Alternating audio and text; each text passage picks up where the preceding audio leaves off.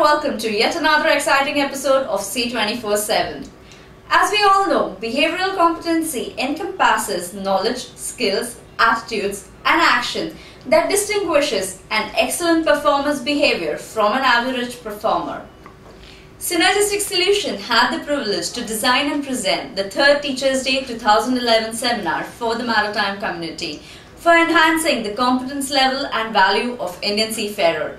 This seminar was an attempt to bridge the gap between training, learning, performance and competence. Many eminent speakers explained their user perspective of behavioral competencies. Let's hear what they have to say.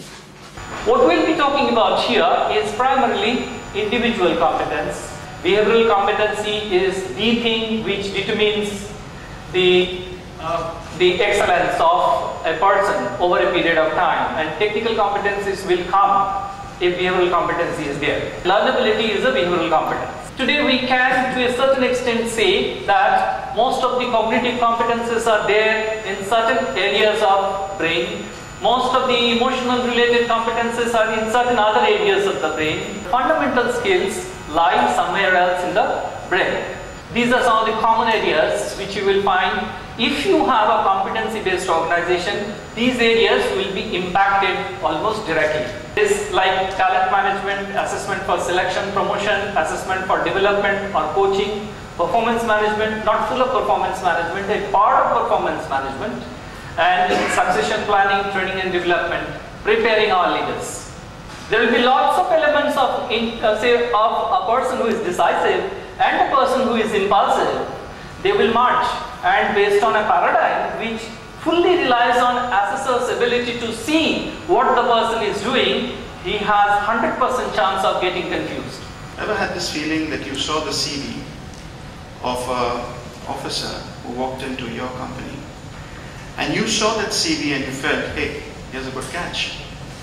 You take him in, send him on a ship, and then horrors of horrors, the reports that you receive from the superintendents and from his superiors, from his colleagues, are something that you did not imagine at all. We are here to understand behavioral competencies, how we are going to utilize it, maybe in a day-to-day selection procedure. The cost of a bad hire, quantifiable or otherwise, is immense. There is no quality seafarers available to man our ships, is the question. I think it is more imperative that we have this now rather than not have it at all. The question is, with the scarce resources that you have right now with you, do you know your seafarer? What is the responsibility of a manager when he is sending somebody on board a ship? These are the challenges that we have. Challenges of having shortages of competent manpower. And obviously, our goals are to select candidates suitable for the job, ensure that the team on board is suitable, identify gaps to train prior sending them on board. To select a candidate suitable for the job. We are very blessed we are working in this kind of an industry. Everything surrounding our competency-based curriculum knows what knowledge goes into making a competent seafarer. So, if with that logic, if I take it a little bit forward, then every seafarer who has a COC is supposed to click on board the ship. Yet, that does not happen. That does not happen for various reasons. That does not happen because we put them on a ship, where we put them to interact with people day in and day out, 24/7, without giving it a thought as to what are the other components of the team. MS Dhoni has the choice of picking up his 11 team members. The shipmaster does not. So here it is important why we utilize behavioral competencies to understand what kind of seafarer you have with you.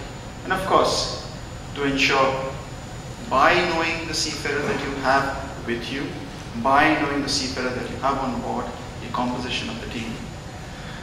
I will go back to a little bit of basic, the team that we are talking of here. Just humor me. This is the most ideal team that anybody could dream of. I call it the Santa sleigh. Of course, you've got terrific deadlines, impossible goals, they match it, each one of them know their job, and in one night, Santa distributes all the toys to all the good children across the world.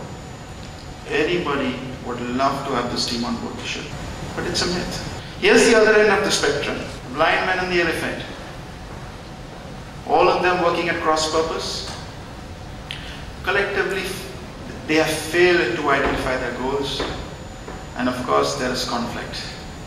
Here's a huge goal in front of them.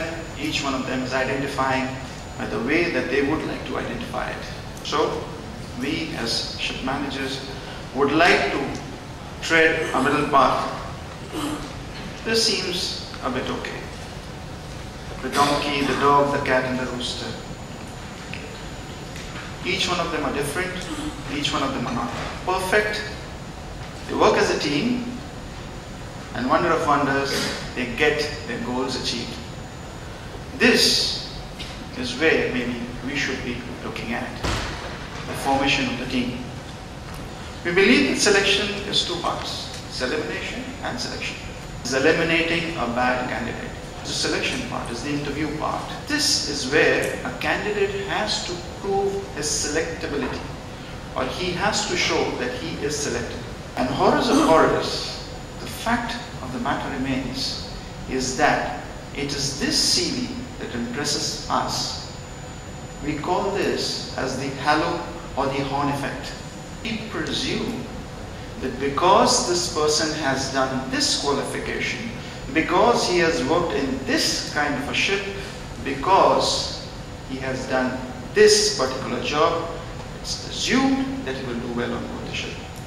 This is what behavioral competencies are. This is a wish list, to have, must-have list, and good-to-have list. Some competencies that you decide that you would want, you define, that you would want to have it in your offices. And then, once you have identified for each rank what are the behavioral competencies, very important to remember that a behavioral competency of a third officer need not be that for master. The behavioral competencies can change. Behavioral competency of a master could be leadership. Behavioral competency of a chief engineer could be achieving goals. The beauty of these behavioral competencies is that it is not something which cannot be taught. If you understand how training is, I'm sure you all know how training is done, is that it is based on mostly on the knowledge aspect.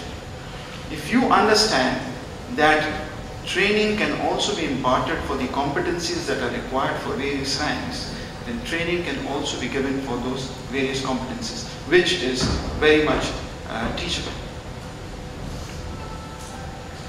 So, behavioral competencies, how does it help?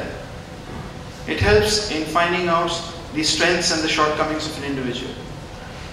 Once you have identified that you have got this basic person who has these shortcomings or who has these plus points, you plan a team around him, or you place him on board a ship which will fit his kind of competencies. It removes any bias, any sort of bias that you have. The ground reality is that you don't get such a perfect captain everywhere. I must congratulate Achyutan for his tendency to gaze at the blue sky. This gazing at blue sky is good for the industry because it retains its soul. For each kind of job, there would be a necessity to come up with a cookbook or a handbook or a manual which can be generic enough to take care of all the thresholds, but should not be so specific as to be unworkable. End of the day, you are essentially looking at excellence. I think what you are wanting to pursue is excellence of that person in that particular job. You are not judging him to be right or wrong. You are judging him or her to be appropriate or suitable to that particular job. Summing up, behavioral competency is a must to identify traits and aptitude of a seafarer. How a seafarer's past behavior could be a good indicator for his future behavior. Hope this episode has helped you prepare well with your to have, must have and good to have list to improvise your behavioral competency level. If not, make it today. See you next episode, same time, same place. Give us your feedback on editorial@sailortoday.net.